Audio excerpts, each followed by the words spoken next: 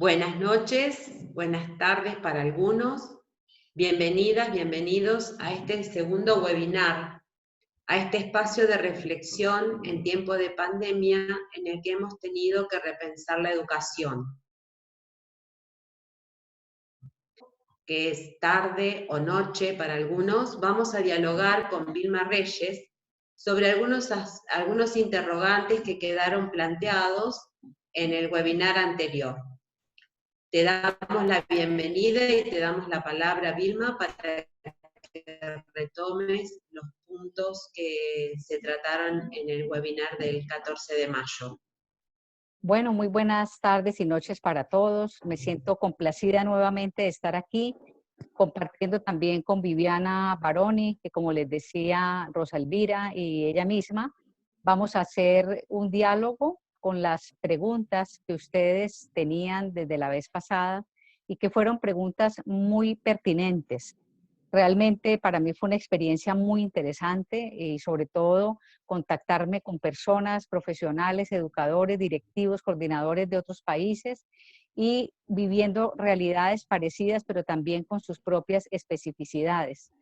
Hubo unas preguntas, casi la mayoría, muy focalizadas y atinadas para el momento presente, otras más para la prospección futura y lo que estamos implicando ahora con este paradigma del siglo XXI. Y de fondo veo que hay una gran preocupación por el ser humano, hay una gran preocupación por cómo estamos, cómo nos sentimos, cómo cultivamos ese ejercicio profesional de ser maestros, de ser educadores, de ser directivos de las instituciones, con todos los retos y desafíos que nos están impactando hoy de una manera impresionante, nunca antes vista. Bueno, por otro lado, creo que el tema del microchip y los dos códigos de la educación online y presencial aportaron elementos fundamentales para ustedes, itinerarios de trabajo más expeditos, loables, más cortos. Y bueno, quedaron unos interrogantes que siempre nos están abriendo posibilidades para que hiciéramos, por supuesto, esta segunda parte, eh, sobre todo profundizando en algunos aspectos que creo pues es necesario que los conversemos.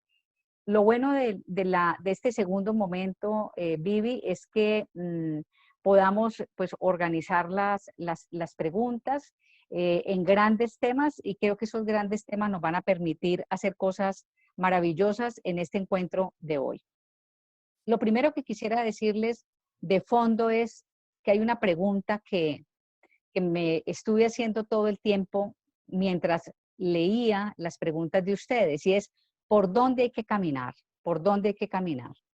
Porque creo que en muchas ocasiones nos quedamos en dilucidaciones muy interesantes, en reflexiones muy hondas, inclusive en compartir de experiencias muy profundas, pero siempre nos hemos quedado en eso que una filósofa que quiero mucho, que se llama Hannah Arendt, habla del reino de la contemplación. O sea, nos quedamos en el reino de la contemplación que nos permite a nosotros, pues, interrogarnos, hacernos preguntas y que de pronto hagamos eso que les proponía yo la vez pasada de parar, pausar la actividad para reflexionar, porque es muy importante cesar el activismo para lograr ver y avisorar qué es lo que nos espera en este próximo futuro. En un segundo lugar, será necesario que decidamos qué hacer, ¿sí? Que decidamos qué hacer, dándole lugar a nuestros sentimientos, pero también dándole lugar a nuestras reflexiones. Y creo que cuando le damos lugar a los sentimientos y a las reflexiones, logramos tener ideas mucho más concretas, también ideas mucho más prácticas de qué es lo que tendremos que hacer para animarnos a construir el futuro. Y por eso la tercera que está aquí es como ya lo que se llamaría el reino de la acción, que es lo imprescindible, o sea, que emprendamos después de esto que hemos vivido, reflexionado, dilucidado, un camino juntos y que podamos sostenerlo en el tiempo. Es decir, que pasemos de la contemplación a la acción. Muchas veces vamos directamente a la acción y nos olvidamos de contemplar, de parar, de pausar, y por esa razón muchas veces nuestras decisiones son erráticas y hacemos cosas innecesarias o tenemos que hacer reprocesos por no habernos pensado las cosas más seriamente y sobre todo haberlas planteado con otras personas que pueden tener las mismas necesidades y las mismas experiencias de nosotros. ¿Sí?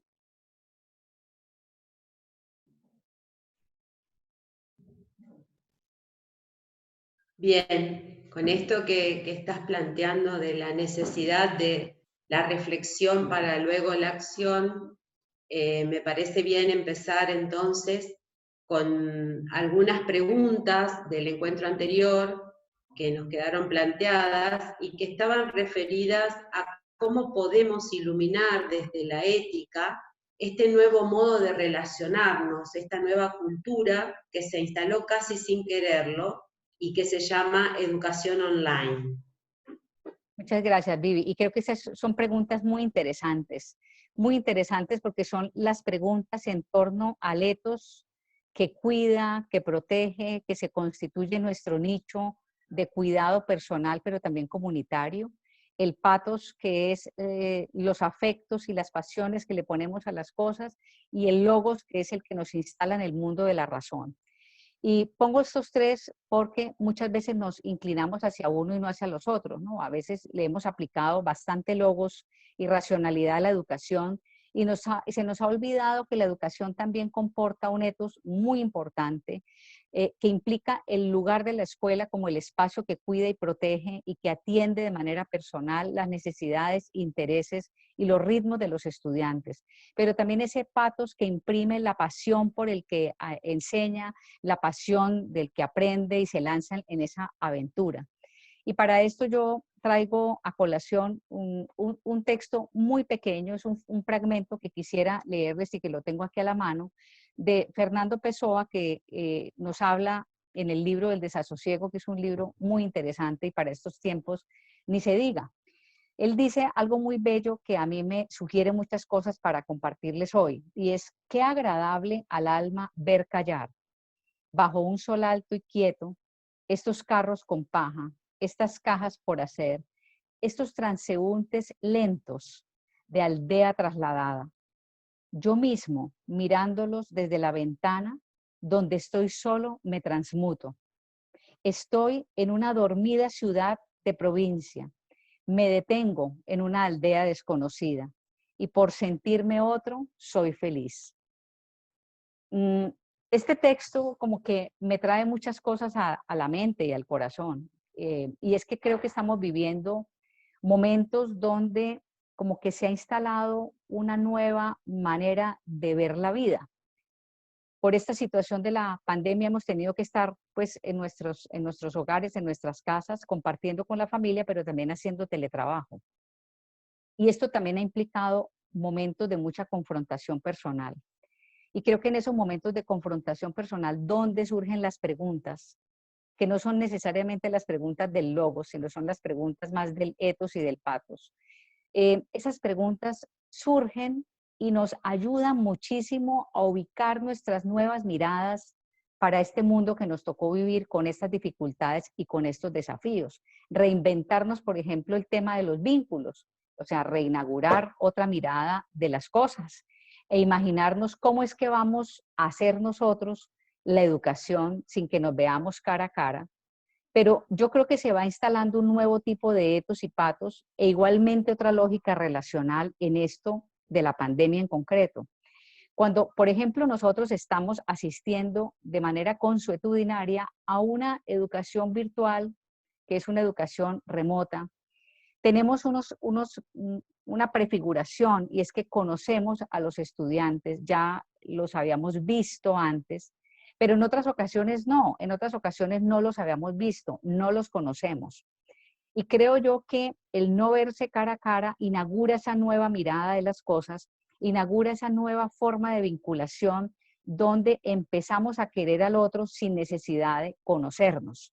Eso me parece muy lindo. Y es, ¿qué significado aporta esto de quererse sin conocerse? Sin duda es una inauguración de una nueva ética que antecede el cariño, la consideración y la atención al que conozcamos a la persona y la podamos ver. Por esa razón creo que la educación virtual no nos exime a nosotros de la responsabilidad en la formación de la persona. Sí, esta ha sido una de las preocupaciones que hemos tenido, de que la educación virtual está quitando los sentimientos, las posibilidades de que circule lo afectivo, y creo yo que se va tejiendo otro tipo de relación muy interesante, que empieza a inaugurarse una forma de intercambio, de cruce de relatos alrededor de otras dimensiones que no conocíamos. En la experiencia propia como tutora en línea, tú también, Vivi, eres tutora, sabemos que se va construyendo un vínculo muy hermoso con los estudiantes a nivel virtual. Ellos cuelgan sus perfiles, sus fotografías, pero también en todo eso que escriben, en todos los trabajos que elaboran, que construyen, que responden, y en esos foros sincrónicos donde participan, empezamos también a conocerlos de otra manera. Creo que también hay que tener presente en esto el que lo virtual también debe entrar en juego algo que se ha denominado y que es muy importante, como son las funciones ejecutivas, que son esas cosas que se imprimen en la educación presencial, que forjan el carácter y que hacen que las personas tengan organización en el trabajo, planificación, que tengan una manera de hacer las cosas, una forma de establecer acuerdos y reglas de convivencia. Y creo que aquí también se van eh, construyendo otras reglas distintas de convivencia en lo asincrónico y en lo sincrónico, que es importante tenerlas presentes. De algún modo las nombré la vez pasada, y es, por ejemplo, no estar en un encuentro presencial sin haberse bañado, sin haber desayunado. Es decir, exigir que estemos bien, que estemos de cara a una clase online, y que podamos también tener una organización de trabajo a través de una guía que les presenta el maestro. Y finalmente hay un punto muy importante en esto, que lo quiero decir con mucho énfasis, y es la vida interior del maestro. Creo que el maestro merece un cultivo de su interioridad, un cultivo de ese ejercicio personal, espiritual, que lo hace hacerse sus preguntas fundamentales sobre qué quiere ese maestro, por qué está aquí y hacia dónde va, que le permita siempre tomar oxígeno, tomar como el sensor de lo que está pasando, para poder animarse a seguir el camino y a encontrarse con la novedad que le ofrece cada día en su trabajo. Sin esto creo que no vamos a lograr influir, que no vamos a lograr hacer lo que tenemos que hacer, porque vamos a estar metidos en tal grado de activismo que se nos va a olvidar un poco quiénes somos y por qué estamos haciendo lo que estamos haciendo, y se nos está olvidando el para qué estamos haciendo también esto, Vivi. Yo creo que hasta aquí estas preguntas que eran relacionadas con el afecto, con el vínculo a través de lo online. Sí, y justamente en relación al establecer el vínculo de manera virtual, yo creo que el pensar en una nueva forma de vinculación, ¿no? También en esta nueva cultura que estamos viviendo, el desafío mayor lo tienen las educadoras de nivel inicial, ¿no? Por eso aparecía como una pregunta si es posible la educación online con los niños tan pequeños. ¿Nos podrías aclarar un poquito esto? Bueno, esas fueron unas preguntas muy lindas, porque creo que son preguntas que nos ponen realmente en desafíos gigantes, ¿no? Y son los niños más pequeños, y con los niños más pequeños siempre hemos pensado que es la etapa de la vida más importante, que son los primeros años de vida, y que nos ponen en situación de pensarnos cuál es la verdadera formación escolar con estos niños pequeños. Habíamos dicho la vez pasada que los papás se encargan de la socialización primaria, ¿sí? Y la escuela de la socialización secundaria. Por decirlo de una manera muy sintética, la escuela constituye el instrumento más viable para lograr que esa socialización que se aprendió en la casa con los primeros hábitos se solidifique y que la escuela se constituya en ese primer laboratorio de la vida, el primer laboratorio social donde aprendemos a relacionarnos con los otros, con los pares, a resolver conflictos, a expresar sentimientos, a poder postergar nuestras querencias, ¿sí? Y lo que yo diría es que eso es lo que hace realmente la escuela en la primera infancia.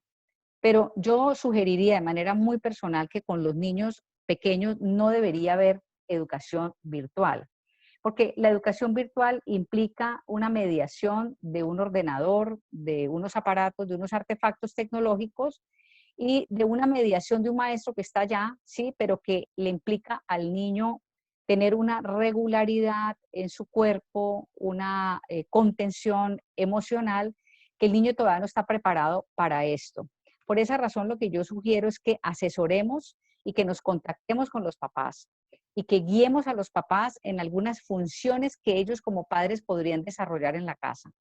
Con esto no estoy diciendo que los padres de familia se conviertan en los profesores, porque los padres de familia no tienen esa profesión, pero ellos sí podemos ayudarlos a que con una buena asesoría muy sencilla les podamos poner algunas funciones para que en el día puedan ellos trabajar con sus hijos. Por ejemplo, cosas importantes como los hábitos. Los hábitos más sencillos como son a qué horas me levanto, a qué horas me acuesto, los horarios de las comidas, la organización del cuarto, de los juguetes, etcétera. Momentos para exposición a la lectura. La lectura nos abre posibilidades para un mundo nuevo y posible. También todo el espacio lúdico que es tan importante para un niño, que es el juego y esa expresión creativa que no necesariamente está en los artefactos digitales como para, voy a decirlo de esta manera, quitárnoslos de encima, ¿no? Creo que los niños merecen el que nosotros también los cuidemos de una forma complementaria en la casa, dándoles a los papás, ofreciéndoles una guía semanal para padres muy sencilla, que no les exija ser educadores, pero que los ponga en situación de ponerles algunas tareas importantes a sus hijos diariamente. Creo que esto es lo que hay que hacer porque considero que una educación virtual para niños tan pequeños no es conveniente, no porque ellos no manejen los computadores, lo manejan mejor que nosotros, sino porque los hábitos que aquí se están transmitiendo y las formas del trabajo requieren que un niño esté en continuo movimiento y el niño quiere estar en continuo movimiento. Cuando estamos frente a un ordenador tenemos que estar pues quietos, mirando una pantalla y haciendo lo que nos dicen que tengamos que hacer. En últimas, si se llega a tener esta posibilidad, tendrían que ser, Vivi, espacios muy cortos para que los niños no se sientan coaccionados ni aprisionados por una manera muy instrumental de hacer la educación con ellos que requieren vitalidad, movimiento y mucha lúdica.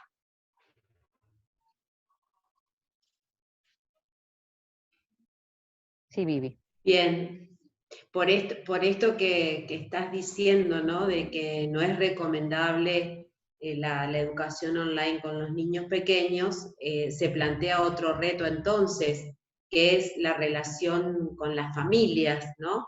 ¿Qué características podrías describir que tiene esta relación familia-escuela en este contexto del nuevo siglo, ¿no? Del siglo XXI, y que ha sido de un modo antes del coronavirus y que ahora también tiene características propias en este presente?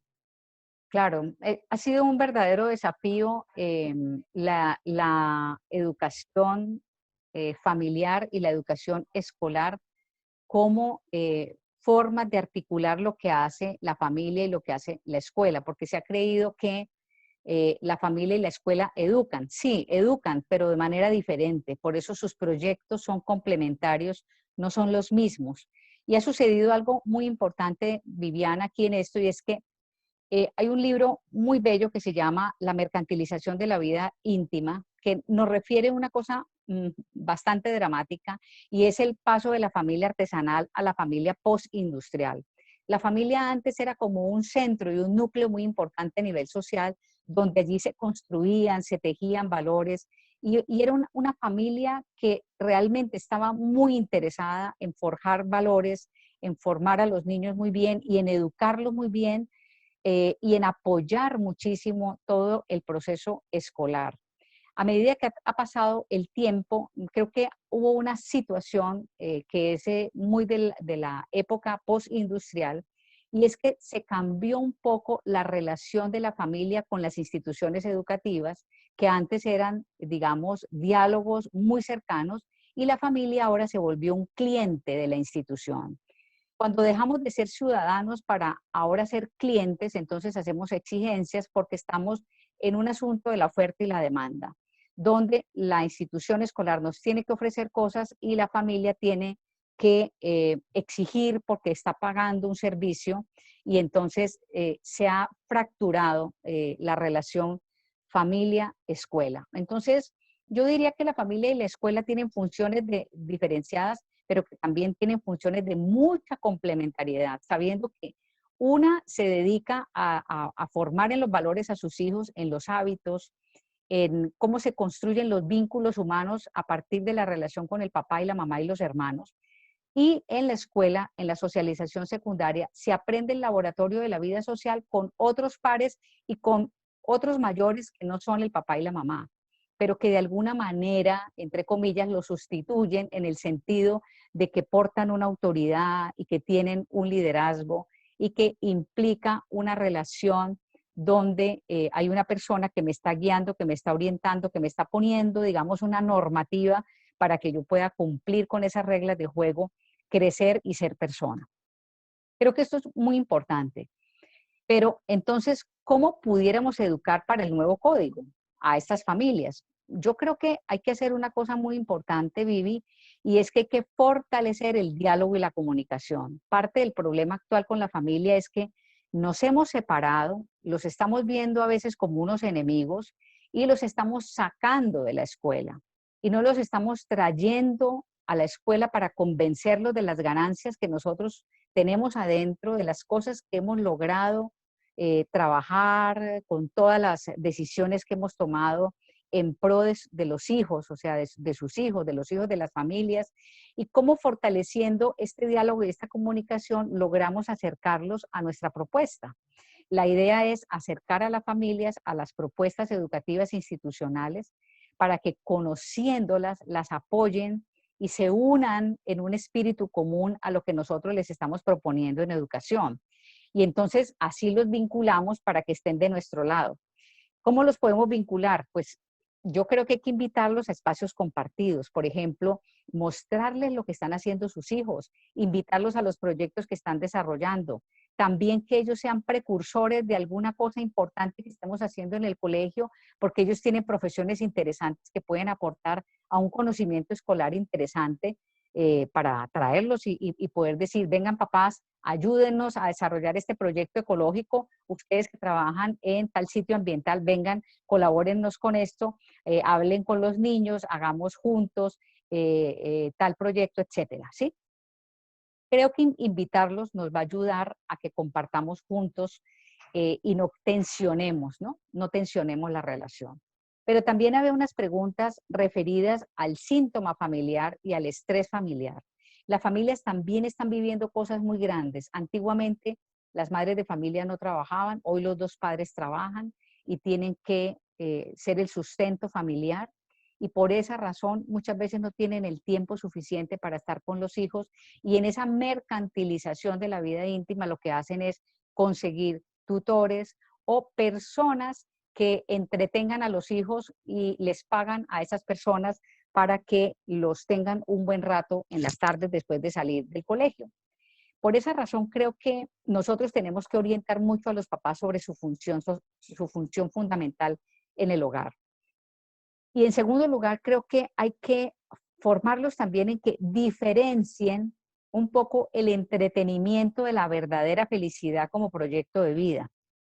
La felicidad no es tener cosas y la felicidad no es ir a un sitio a aprender equitación, aprender guitarra, aprender a tocar piano y tenerlo ocupado y ocupado en miles de cosas complementarias que aparentemente van a entretener y van también a educar, pero que muchas veces se van creando vacíos muy grandes en la relación padres e hijos, porque lo más importante que es la comunicación cotidiana, sencilla, transparente, de los conflictos, de la circulación del afecto, quedan a un lado porque no tenemos el tiempo suficiente. Y por eso finalmente planteo, Viviana, es que la escuela de padres creo que es un tema muy importante en las instituciones. Traer a los papás a espacios formativos donde conozcan el colegio, pero que al mismo tiempo también se formen en algunas de las tareas del desarrollo que ellos tienen en el ciclo vital que están viviendo en la relación con sus hijos. Muchas gracias, Vilma. Sí, el otro día justamente conversando con algunos educadores, planteaban esto, ¿no? De que los papás hoy están muy presentes en la escuela porque los chicos están conectados, ¿no? Y ellos participan prácticamente de todo lo que los docentes proponen, ¿no? Y son bastante críticos también de lo que los docentes están proponiendo para sus hijos. Eh, Pasamos ahora a otro ámbito de preguntas, a otros centros de interés de los educadores que participaron en el otro encuentro.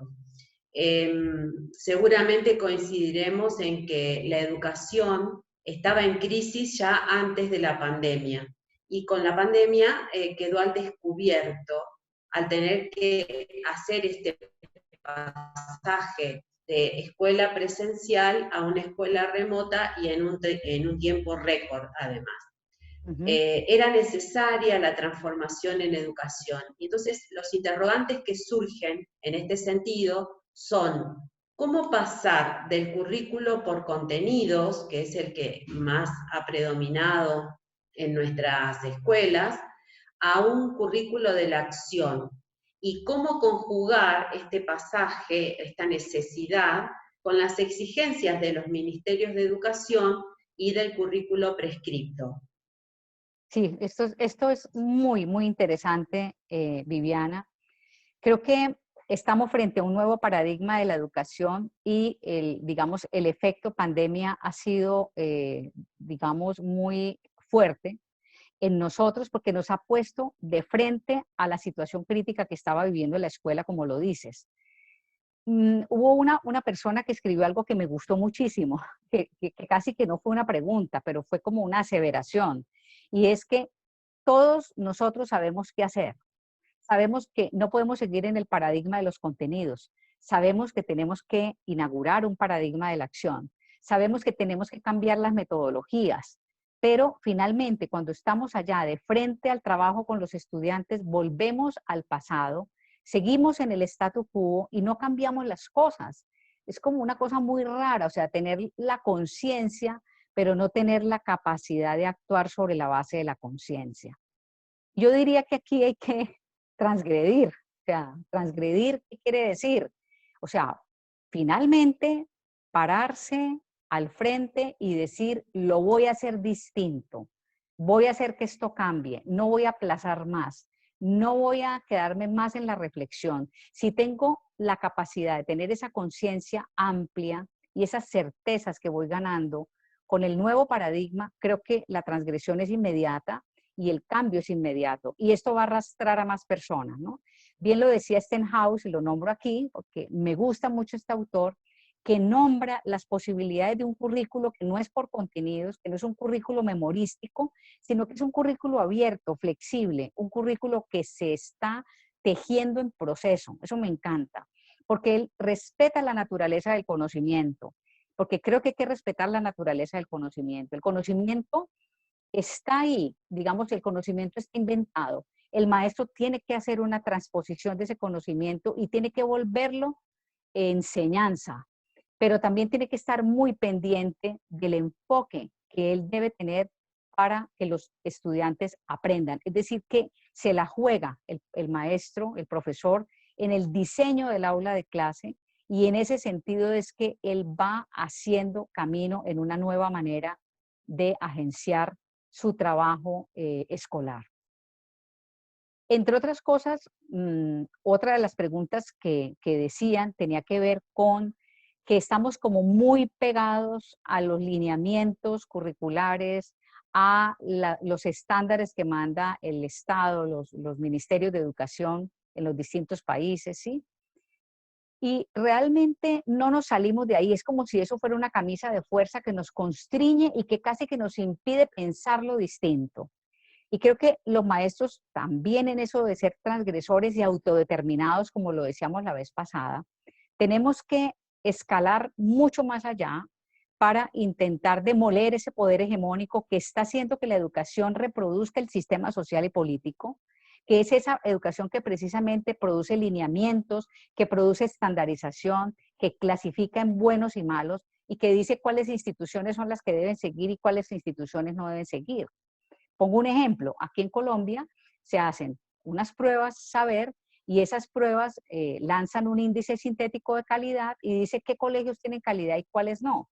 Las mismas pruebas se hacen para todas las instituciones, para las privadas y las públicas. Y hay muchas instituciones, por ejemplo, los colegios de Fe y Alegría, que es una educación popular excelente, que han tenido que cerrar sus instituciones porque no están en el paradigma del mercado, porque no cumplieron los estándares de calidad, pero se desconoce otras tantas propuestas y apuestas interesantísimas que tiene Fe y Alegría para enseñarlos a los otros. Entonces sí creo que aquí tenemos que lanzar una idea que siempre me surge a mí cuando oigo esto, y es que los cambios se hacen de abajo hacia arriba, no se hacen de arriba hacia abajo. No podemos esperar que el Estado y que la educación como sistema cambie y nos diga qué hacer. Nosotros tenemos que transgredir, tenemos que cambiar, tenemos que avisorar maneras nuevas de hacer las cosas. Sabemos que la educación no es neutral y que precisamente tenemos que crear en la escuela lo que se denomina un acto verdaderamente creativo. Esa capacidad creativa para soñar algo nuevo, para crear cosas nuevas, para crear la verdadera novedad, para producir en los niños esa posibilidad de que tengan un proyecto vital único, el de ellos, el de su ritmo personal, el de sus propias habilidades y destrezas, el de sus capacidades, para que estén aptos para vivir en un mundo cambiante, conflictivo. El mundo no es fácil, la vida no es fácil. No salimos al mundo a que nos vaya bien y a que tengamos excelentes relaciones y a que jamás tengamos conflictos con nadie. La vida por sí misma porta muchas conflictivas impresionantes que hacen que nosotros pensemos en que hoy hay que desarrollar competencias blandas para que los niños aprendan precisamente a trabajar con otros colaborativamente, a ser personas capaces de solucionar problemas, capaces de indagar, capaces de tener pensamiento crítico y pensamiento divergente. Si logramos esto, vamos a avanzar de una manera muy importante hacia una metodología para aplicar el embudo y crear el microchip que les decía la vez pasada. Si no hacemos esta metodología del embudo y de crear el microchip, vamos a seguir con la excusa de que tenemos programas muy profusos, que tenemos programas muy grandes, que no podemos quitar nada de lo que hay que enseñar, que todo se tiene que enseñar y entonces no vamos a tener esa capacidad de depurar el conocimiento pertinente para volverlo a saber situado. Por esa razón es importante que la metodología implique que los equipos disciplinares de las escuelas depuren el currículo con criterio, porque son personas expertas en esa disciplina, y luego sentarse con equipos interdisciplinarios por niveles o por grados para que construyan así ámbitos integradores. Bueno, esto es motivo de otro webinar sobre este tema, porque este es un tema muy lindo, muy interesante, pero lo dejo aquí como una forma de señalar camino y de que vayamos rompiendo con los compartimientos estancos de las disciplinas del conocimiento y empecemos a hacer articulaciones disciplinares con un trabajo por proyectos que incluye el trabajo colaborativo, el trabajo individual, la indagación, las fuentes de información y la producción de un producto final. También decirles que ese saber situado que incluye contenidos y que dijimos que eran contenidos pero pertinentes porque son en virtud de su utilidad, tienen que estar conectados a situaciones de la vida real. Y yo aquí quisiera situar que hay que también prever que estamos frente a una nueva lógica.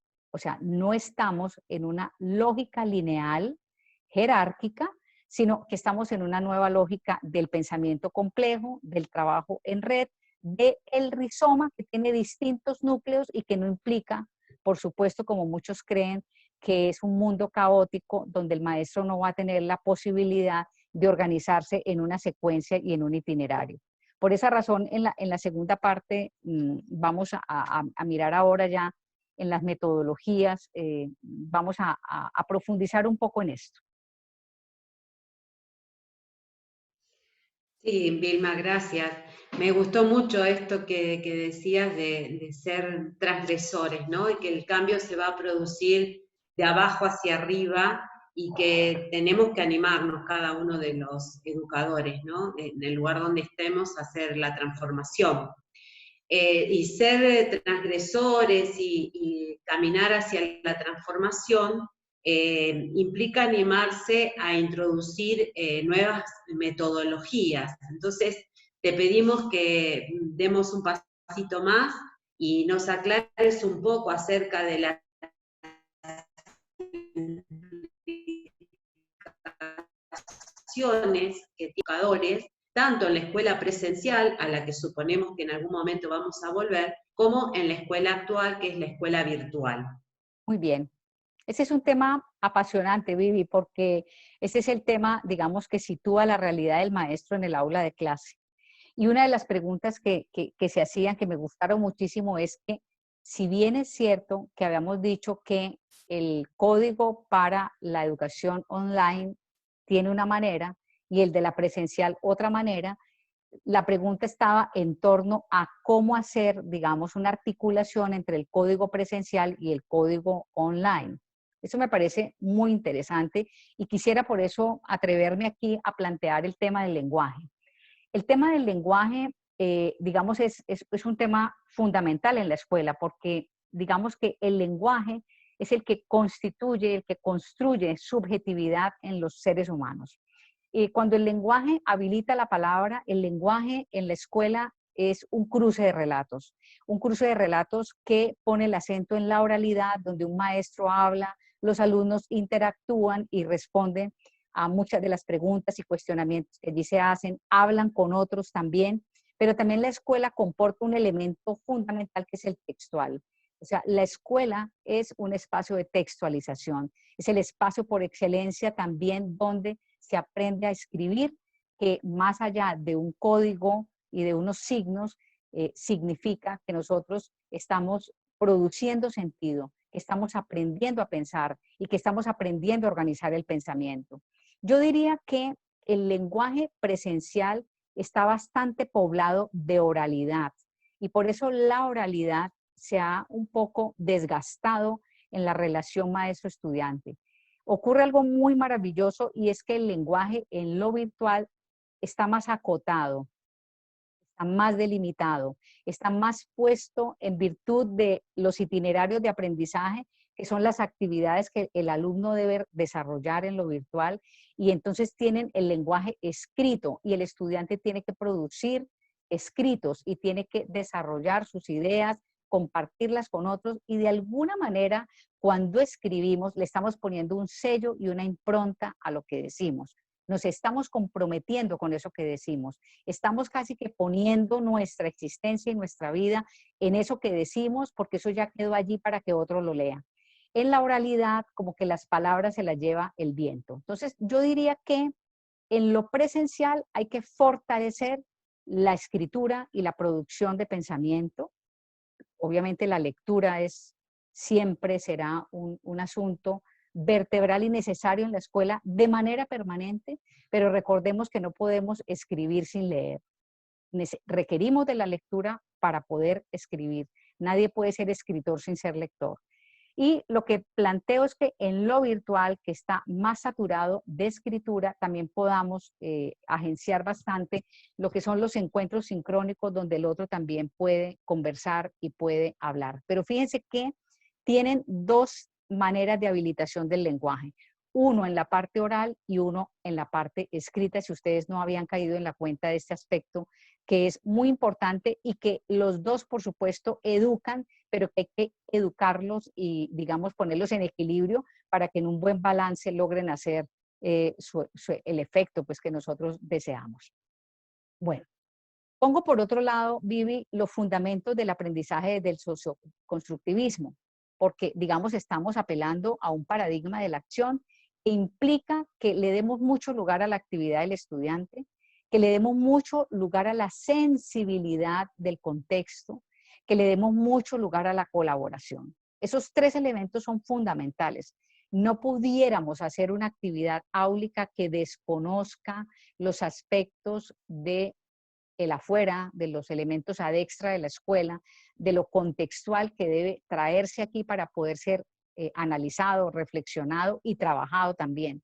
Pero al mismo tiempo también tenemos que fortalecer los espacios de colaboración para que los estudiantes entre sí puedan conversar, puedan dialogar, puedan interpelarse entre ellos y así puedan entonces aplicar el conocimiento significativo y las habilidades en diferentes situaciones. Como lo dice el filósofo Marina en su libro El bosque pedagógico, que les recomiendo, que es un libro bastante contemporáneo y que precisamente nos habla de que todos en educación sabemos de todo, todos los agentes sociales saben de educación, y él empieza por decir, bueno, ¿y quiénes son los que tienen la palabra en educación?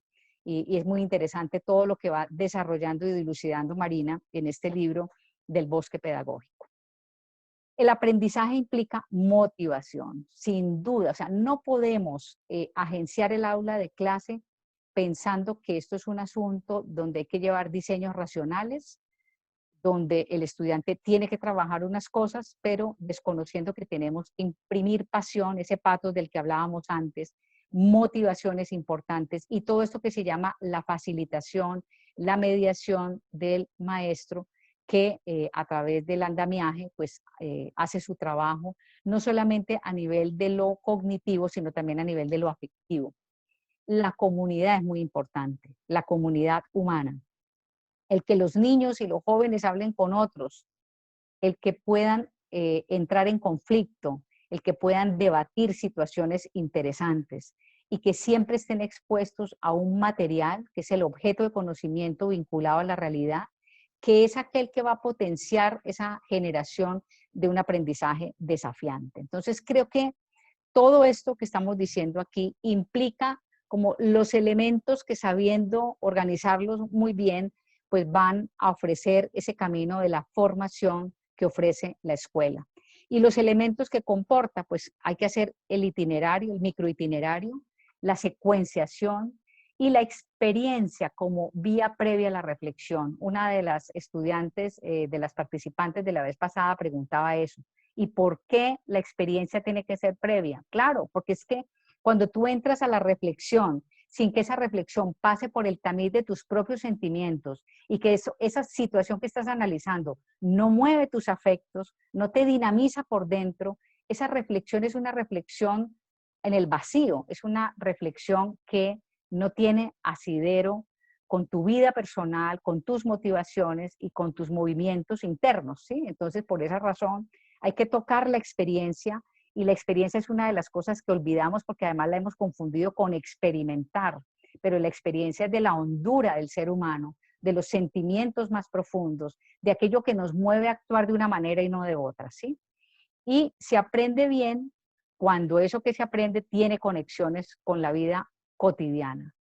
Con esa vida cotidiana y con esos contextos más amplios de la vida cotidiana que merecen de nosotros cosas grandes. Creo que cuando los niños de un colegio, los adolescentes de un colegio salen hacia lugares de afuera y pueden influir de una manera importante y pueden desafiar situaciones de la vida real, creo que logran hacer cosas maravillosas porque empiezan a afincar sus propias seguridades, su propio desarrollo de la autonomía y esas posibilidades de que el conocimiento sí tiene lugar y sí sirve para cosas muy loables para la humanidad.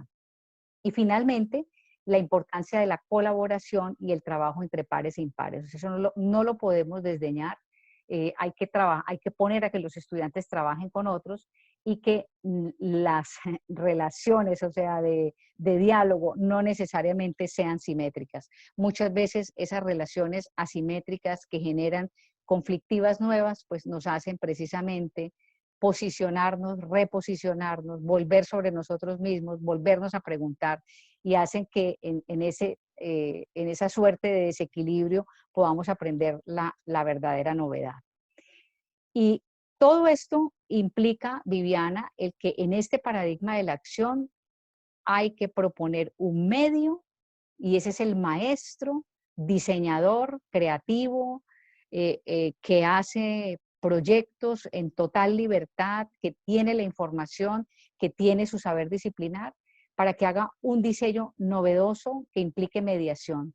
Digamos que el diseño del aula más la mediación del maestro que interpela, que sirve de andamio para que los estudiantes se desarrollen hacia realizaciones ulteriores, son las dos caras de la misma moneda. Creo que sobre esto se podría hablar mucho más, Viviana, pero pues el tiempo no nos va a dar. Creo que están pasando los minutos rápidamente. Sí, sí, es muy, muy interesante, apasionante escucharte y pensar, ¿no? En nuestro rol protagónico también dentro del proceso. Ahora, dentro de este proceso que diseña el docente, que es el creador del diseño, siempre ha habido un tema preocupante para los mismos docentes y también con muchas exigencias de parte de la misma sociedad, de la familia, ¿no? Y ese es el tema de la evaluación. Es un tema complejo y en este momento de la escuela remota creo que lo es más, ¿no? También por las indicaciones que llegan a veces de las autoridades, calificación sí, calificación no, hay que hacer una evaluación. Debemos preguntar qué tipo de evaluación es necesaria con toda esta propuesta en este momento, cuál es la más acorde y cuáles son las exigencias para el docente, ¿no? Sí. A mí, Vivi, me encanta el tema de la evaluación, pero me encanta es porque es un tema muy polémico, es un tema que siempre nos pone en situación de pensarnos un poco y muchas veces nos pone en situación de contradicción y contrasentido a lo que hemos dicho que vamos a hacer. Muchas veces tomamos decisiones sobre diseños que vamos a fortalecer en el aula de clase y la evaluación contradice todo el diseño. Creo que la evaluación de algún modo revela nuestra perspectiva política como maestros. En dónde estamos parados y por qué estamos tan preocupados de las calificaciones y por qué estamos tan preocupados de evaluar a través de pruebas y de, digamos, preparar para también las pruebas estandarizadas que tienen los distintos estados, ¿no? Entonces yo creo que el tema de la evaluación es un tema que sugiere el que nos vayamos en este paradigma de la acción por una evaluación formativa, es decir, una evaluación que forme porque ayuda a que esa persona que se forma se está consuetudinariamente transformando. Es un ser humano que a fuerza de estar ante tareas auténticas, situaciones auténticas de trabajo, en los proyectos que está desarrollando en el aula, empiece a tener una mirada sobre su propio hacer, empiece a hacer ejercicios de tipo metacognitivo que van a implicar una verdadera revolución del sistema evaluativo. ¿Por qué? ¿Por qué una revolución? Porque es que la evaluación debe tener el foco donde es. La evaluación debe estar focalizada primero en un elemento que hemos olvidado, que es la retroalimentación. El ciclo de retroalimentación que está en la gráfica es muy, muy, muy vertebral en la forma de nosotros construir nuestros sentidos de la evaluación. La evaluación lo que intenta es mirar por dónde va el proceso, ¿sí? Hacia dónde vamos, dónde estamos, cómo seguimos avanzando. Y lo que intenta también es cerrar las brechas entre lo que no sabíamos y lo que ahora vamos sabiendo y vamos conociendo. Entonces, creo que es muy importante que le demos lugar a la evaluación como el análisis del aprendizaje. Ese análisis del aprendizaje mientras el aprendizaje está sucediendo. No es después, no es cuando se cierra el ciclo del aprendizaje. Es decir, se cierra el ciclo del aprendizaje y entonces ahora evaluamos. No, es la evaluación como el análisis de lo que voy aprendiendo mientras eso está sucediendo para mejorarlo. Esto es lo que dicen estos dos autores, Cowie y Bell, que supone el que haya un maestro mediador que está en una interacción permanente percatándose de cómo están sus estudiantes, por dónde están pensando, por dónde están realizando lo que están realizando, por dónde están construyendo el conocimiento, cuáles son las desviaciones que han tenido en la construcción de ese conocimiento y cómo los puede ayudar para que vayan ajustando aquello que no está bien, que identifiquen las dificultades y que logren trabajar sobre eso. Y entonces el maestro lo que hace es identificar los momentos importantes del aprendizaje y recolectar evidencias de lo que el estudiante está trabajando, no algo agregado. Por esa razón creo yo que la evaluación presencial ha estado más focalizada, Vivi, en las pruebas y calificaciones, ¿no? En las pruebas y calificaciones para la promoción, mientras que la educación virtual ha estado más focalizada en la entrega de tareas, en el trabajo de colaboración, en la participación de los foros sincrónicos y asincrónicos, y con base en eso, digamos, se dan las certificaciones a través de lo virtual. Realmente deberíamos hacer implementaciones de la evaluación indistintamente, o sea, no interesa que la educación sea virtual o sea presencial, la evaluación es la misma, la evaluación es la posibilidad de que tú diseñes tareas auténticas como maestro, que esas tareas auténticas impliquen en ti mismo mediación para hacer una excelente retroalimentación en una interacción permanente con los estudiantes y que el objeto es lo que los alumnos hacen con el conocimiento aprendido. Esta es la pregunta de fondo. ¿Qué se puede hacer con aquello que se aprendió? Si aquello que se aprendió no sirve para nada, pues realmente la evaluación termina siendo también muy obsoleta porque será una evaluación para el corto plazo, para una prueba memorística, para pasar un examen, para pasar una prueba, para una promoción escolar, pero finalmente ese estudiante no se va a quedar con algo sustancial e interesante para su propia vida y que le puede servir para cosas posteriores interesantes, ¿no? Ahí pongo 3 ejemplos que merecen pues profundidad y por supuesto en este espacio no los podemos conversar, pero serán motivo de otros análisis posteriores que son los diarios, las rúbricas y los portfolios, que son 3 maneras muy expeditas de recoger evidencias y poder hacer una evaluación con criterios previamente definidos, no como con el as bajo la manga que tiene el maestro y que es una novedad para el estudiante, el que no sabe cómo se le va a evaluar. La evaluación tiene que ser transparente, el estudiante tiene que saber qué trabajos se le van a recoger, cómo va recopilando la información, cómo va recopilando y a través de qué instrumentos va recopilando sus aprendizajes, sus exposiciones, sus presentaciones, sus realizaciones, sus productos tangibles, etcétera, ¿no? Creo que la evaluación, Viviana, merece realmente otro capítulo para otro webinar.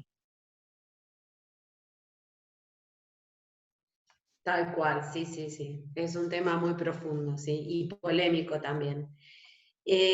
Avanzamos también en otra pregunta, que algo ya dejaste planteado, pero la voy a hacer igual. La educación virtual ha puesto un poco en crisis el rol del educador, ¿no? Algunos hasta llegan a pensar que no sería necesaria la presencia del educador porque vamos hacia la experiencia del autoaprendizaje, ¿no? ¿Es posible reivindicar nuestro rol a partir de esta crisis? Pues es una pregunta interesantísima, Viviana, porque varios lo decían y es que como que se va perdiendo el lugar del maestro y por tanto el lugar de la mediación del maestro, que es el rol más importante que un maestro tiene. Más allá de que el maestro porte significado y tenga una información pertinente, sabemos que en esta sociedad del conocimiento la información está en todas las redes, pero el maestro tiene algo que no tienen las redes y es que tiene las posibilidades de que ese conocimiento que él ha adquirido en su profesión, en su universidad, la pueda a volver transposición didáctica y pueda hacer el trabajo de mediación con un diseño previo. Esto solo lo hace un profesional de la educación y por esa razón es tan pertinente y tan importante el lugar del maestro en la educación escolar. El maestro, en términos concretos, requiere hacer un buen diseño de la actividad de aprendizaje. O sea, si no hay un diseño de la actividad de aprendizaje, pues digamos, ¿cómo va a ser mediación? ¿Sobre qué base? La mediación es el momento de la facilitación, pero yo estoy facilitando, estoy orientando, estoy sirviendo de mentor, estoy atendiendo las necesidades particulares y grupales de mis estudiantes, pero sobre la base de una actividad que tiene y que porta por dentro una tarea cognitiva que yo le he diseñado previamente al estudiante para que él la desarrolle tanto individual como grupalmente. Entonces, digamos que son también dos situaciones que van de la mano, el diseño de la actividad y la mediación de esa actividad. Si un maestro diseña una buena actividad y no hace el trabajo de mediación, la actividad se queda a medio camino, porque se requiere su intervención. Su intervención es clave y necesaria, porque él sabrá dónde pausar, dónde hacer la contrapregunta, dónde interpelar al estudiante, dónde hacerlo moverse hacia otro lado, porque se está desviando del propósito de aprendizaje, ¿sí? Entonces, el maestro tiene que hacer transposición didáctica. Tiene que volver el saber científico, volverlo saber escolar. Y para ello tiene que hacer un diseño muy novedoso y muy creativo que sea atractivo y desafiante para el estudiante. Debe proponer actividades sugerentes. No pueden ser actividades predecibles, cosas que ya los estudiantes saben. Proponer diálogos que ya están más que trabajados, es más, en la vida ordinaria, ¿no? Y muchas veces yo he visto clases donde se habla de cosas pues de la vida ordinaria y creo que la escuela no está para eso. La escuela está para hacer propuestas desafiantes, para proponer retos que impliquen exigencia cognitiva, exigencia relacional y que impliquen también un ejercicio de interacción con los demás. Por esa razón, ese maestro debe promover el uso de andamios para que el estudiante se acerque al conocimiento y se acerque al conocimiento con sus preguntas, con sus fuentes de información, con los problemas que le plantea, con las búsquedas que le pone a hacer y con la generación de preguntas y de hipótesis y de secuencia de acciones que tiene que desarrollar para lograr conocer lo que tiene que conocer. Los andamios son muy importantes y los diseña también el profesor. Luego su lugar, volvemos a decir, es un lugar fundamental. Un maestro que interpela, no un maestro que valida todo lo que el estudiante dice. Un maestro que dice, muy bien, el siguiente, a ver quién quiere participar, muy bien, excelente lo que dijiste. Pues realmente una clase con una interacción de esa naturaleza pues no produce nada novedoso, no produce nada creativo y mucho menos produce algo crítico.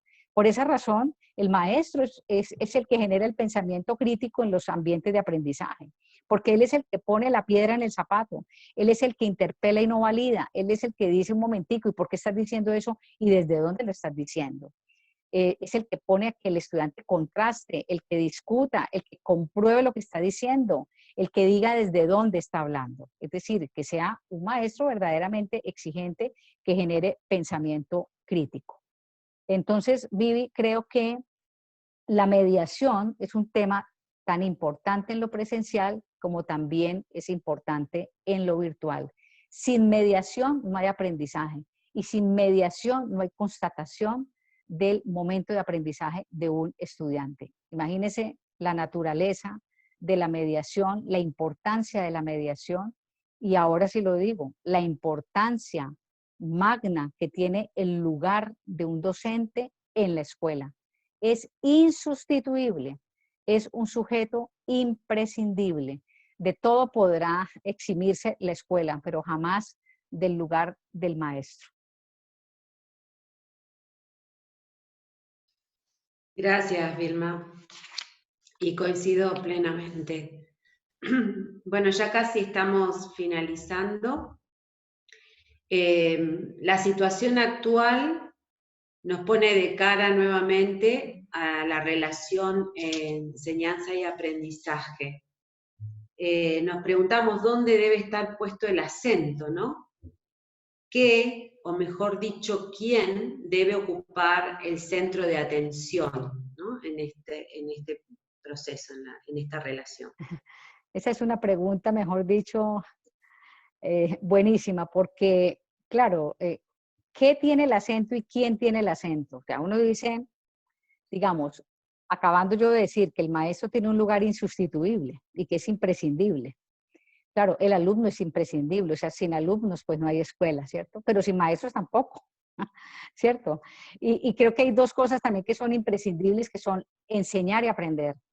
Enseñar y aprender es una vina indivisible, muy importante. Lo que pasa es que le dimos demasiado lugar a la enseñanza y poca importancia al aprendizaje, y creo que hoy es al revés. O sea, el acento lo tendremos que poner en el aprendizaje, en cómo se aprende, cuándo se aprende, dónde se aprende, quiénes aprenden, en qué contextos aprenden.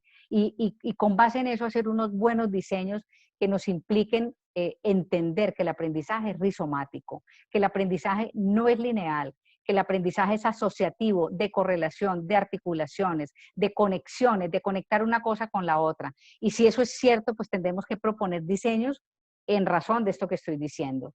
Y por esa razón creo que pues es importante que le demos lugar a todos esos elementos al mismo tiempo. Situaciones de la enseñanza y el aprendizaje con un buen diseño y evaluación y mediación, pero con los sujetos del intercambio y del diálogo imprescindible, que es un maestro y un estudiante, que juntos construyen un camino de la vida escolar sumamente valioso, hermoso, que después en el tiempo todos reconocemos que ha sido un espacio que nos ha aportado elementos grandes para poder vivir la vida bien vivida. Y creo que la escuela por esa razón ocupa un lugar central, y tendremos que pensarnos más bien en cómo hacer la escuela de hoy una escuela nueva, pero no tanto en quitar la escuela, sino es cómo inaugurarla de una manera diferente, ¿sí? Y por esa razón, pues es bueno que nos queden preguntas, Vivi, que nos queden preguntas, porque en el momento en que las preguntas se agoten, se nos duerme el espíritu creativo y ya nos quedamos en la zona de confort, y eso es muy grave para la educación.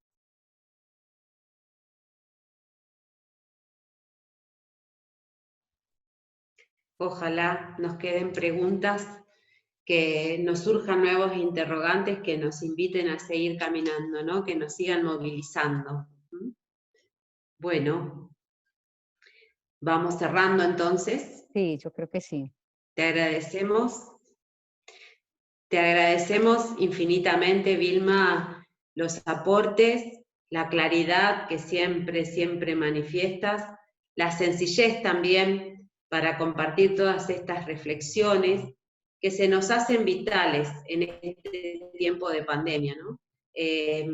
También agradecemos a todas y a todos los que han participado del webinar, y los invitamos a continuar siendo protagonistas de este momento histórico, que bien vale la pena, ¿no? Porque seguramente volveremos a las aulas y volveremos transformados, así debería ser.